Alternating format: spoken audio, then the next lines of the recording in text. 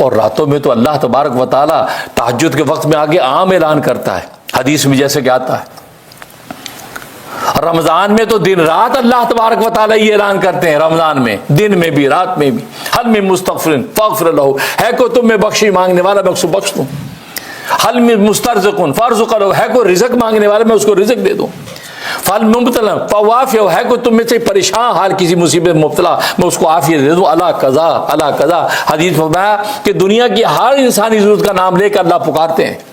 یہ رمضان میں تو دن رات یہ اعلان رحمت ہوتا ہے، اور غیر رمضان میں شب برات میں مغرب سے لے کے صبح صادی یعنی تہجد تک اعلان ہوتا ہے۔ 15 شعبان کی جیسے آتی مغرب یہ اللہ اعلان شروع کر دیتے ہیں صبح صادق تک، اور عام دنوں کے اندر تہجد کے وقت اللہ یہ اعلان کرتے ہیں، آسمان دنیا پہ اجلال فرماتے ہیں، اور اذان فجر تک یہ اعلان ہوتا رہتا ہے، حل من مسترزق، ہے کوئی تم میں سے رزق مانگنے والا میں اس کو رزق دے دوں، ہے کوئی بخشی مانگنے والا میں اس کو بخش دوں، ہے کوئی کسی مصیبت میں مبتلا اس کی مصیبت دور کر دوں۔ تو تبھی تو حضرت علی فرماتے ہیں اس ٹائم میں تم اللہ کو پکار کے اللہ سے رزق مانگو گے تو صبح دروازے پہ رزق تمہارا انتظار کرے گا۔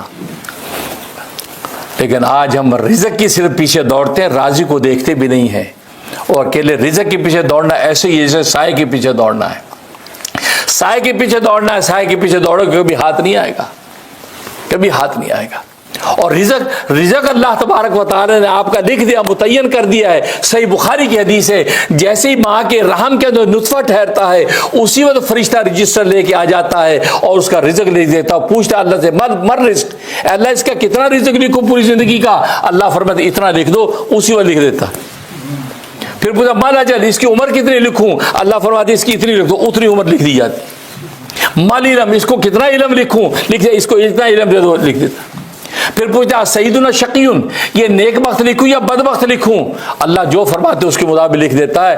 تو یہ فیصلہ اس وقت ہو چکا، بھائی رزق طے ہو چکا ہے۔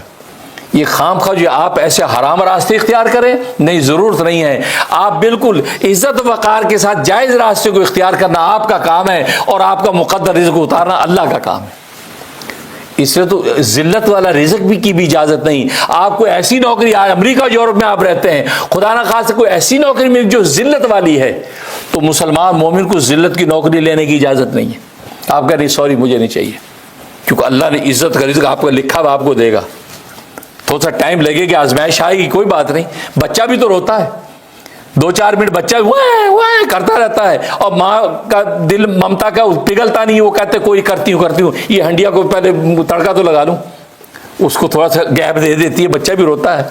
تو اگر آپ کو تھوڑا سا رونے کا ٹائم آ گیا تو روتے رہیں، تھوڑی دیر بھوک پیاس برداشت کریں، لیکن اس کے لیے کچھ ذلت کا راستہ اختیار نہ کریں۔ ایسی نوکری مل گئی کہ جس میں ذلیل ہو رہا آدمی، نہیں، ضرورت ہی نہیں کہ سوری نہیں چاہیے۔ اللہ کو یہ وقار آپ کا ایسا بھلا لگے گا، اللہ آپ کے لیے رزق کا دروازہ کھول دے گا۔ تو کہنے کا مقصد یہ تو مقدر رزق آپ کو کا تقسیم ہو چکا ہے، وہ آپ کو ملنا ہی ملنا ہے۔ تو کہنے کا مقصد یہ، تو دنیا میں انسان کو اللہ تبارک و تعالی عبادات شرعیہ جو دی ہیں اس کے اندر آخرت کا بھی نفع ہے، اور ساتھ ساتھ جو ہے دنیا کا بینیفٹ بھی ہے، لیکن آپ کی نگاہ دنیا کی بینیفٹ بھی نہیں ہونی چاہیے۔